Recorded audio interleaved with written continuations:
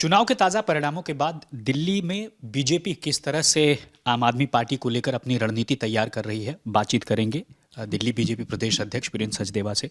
अमूमन ये देखा गया था कि जब मध्य प्रदेश का चुनाव हो रहा था तब ईडी के समन को मुख्यमंत्री ने ये कहकर कहा था कि वो चुनाव में बिजी हैं। अब आगे क्या रणनीति रहेगी, क्या फिर समन आएगा और किस तरह से अब आगे राजनीतिक घटनाक्रम चलेगा? देखिए, जांच एजेंसी का काम तो जांच एजेंसी को करना है। और जहाँ तक दिल्ली में हमारी भूमिका है, हर दूसरे दिन आम आदमी पार्टी के अरविंद केजरीवाल के भ्रष्टाचार का खुलासा हम लोग कर रहे हैं।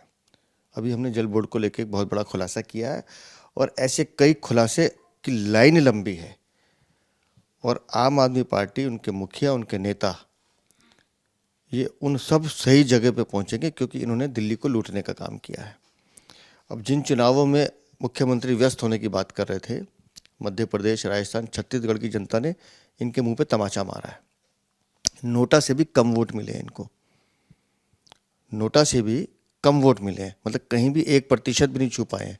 0.53, 0.8 ऐसे करके रुके हैं। तो जो राष्ट्रीय पार्टी होने का दम्भ भर रहे हैं कि हम सबसे बड़ी पार्टी बने, उन सबको आईना इन तीनों प्रदेशों की जनता ने दिखाया है।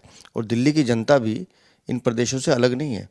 दिल्ली की जनता को लूटने का काम अरविंद केजरीवाल ने किया है। दिल्ली की जनता को धोखा देने का काम अरविंद केजरीवाल ने किया है। किस बात का रेफरेंडम कर रहे हैं ये? किस बात का सर्वे कर रहे हैं कि हम चोरी करें कि नहीं करें? दिल्ली की जनता बताएगी आप चोरी करेंगे नहीं। शराब नीति जब बदली थी, दिल्ली की जनता से पूछा था कि हम शराब नीति बदलें कि नहीं बदलें? दिल्ली को पीने का पानी आप नहीं दे रहे, गंदा पानी आ रहा है और टैंकर माफिया के हाथ में आप खेल रहे हैं। एसटीपी प्लांट के नाम पे 500, 700 करोड़ रुपए आप खा रहे हैं। रेफरेंडम में नतीजे भी आ रहे हैं, मैं भी केजरीवाल, इस तरह का एक स्लोगन चल पड़ा है। वो मैं भी केजरीवाल नहीं, वो लिख रहे हैं केजरीवाल ही भ्रष्टाचार। दिल्ली में आज किसी को करप्ट कहना हो तो उसको भ्रष्टाचारी कहने की जरूरत नहीं, उसे केजरीवाल कह दीजिए, वो दूसरा आदमी समझ जाते हैं कि हाँ ये भ्रष्टाचारी है। लेकिन वो तो कट्टर ईमानदार कहते हैं। हम तो कह रहे हैं ना, जो कट्टर ईमानदार होने का दावा करते थे वो कट्टर भ्रष्टाचारी निकले। बता देना, एक बार अपने राजमहल के दरवाजे खोल दें, दिल्ली की जनता को दिखाएं कि दिल्ली के टैक्स के लोगों का पैसा लूट के आपने कहाँ लगाया है हिम्मत खोलने की।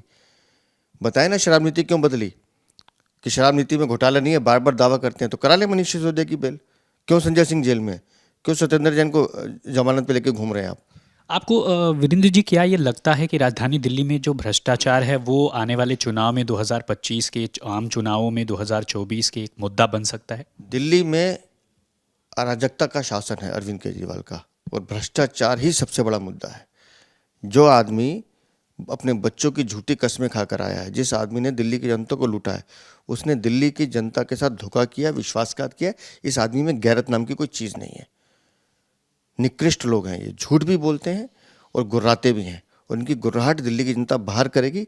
जल बोर्ड का घोटाला, मैं आज फिर कह रहा हूँ आपके माध्यम से, जल बोर्ड का घोटाला इस शराब घोटाले से बड़ा घोटाला है। इसमें कई सारे लोग नपेंगे। आप ये बात कर रहे हैं, और एमसीडी में तो नौकरियों की झड़ी लगा दी कि इतनी वैकेंसीज हमने निकाल दी। जिस नौकरियों की झड़ी लगाने की बात कर रहे हैं वो एमसीडी वाले सारे वहाँ प्रदर्शन कर रहे हैं। अरविंद केजरीवाल दिल्ली के अकेले ऐसे मुख्यमंत्री हैं जो सार्वजनिक रूप से आके कैमरे पे झूठ बोलते हैं।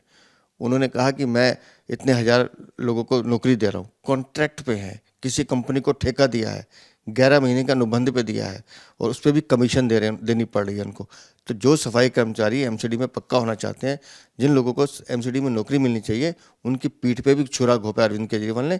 किसी को भी नौकरी नहीं दे रहे, वो सब कॉन्ट्रैक्ट बेसिस पे है। चलिए, बहुत शुक्रिया बातचीत करने के लिए। तो ये थे दिल्ली बीजेपी प्रदेश अध्यक्ष वीरेंद्र सचदेवा, साफ तौर पर ताज़ा चुनाव परिणामों के बाद एक बार फिर आम आदमी पार्टी पर हमलावर होते हुए। अश्विनी हेलन के साथ राम किंकर सिंह, आज तक के लिए।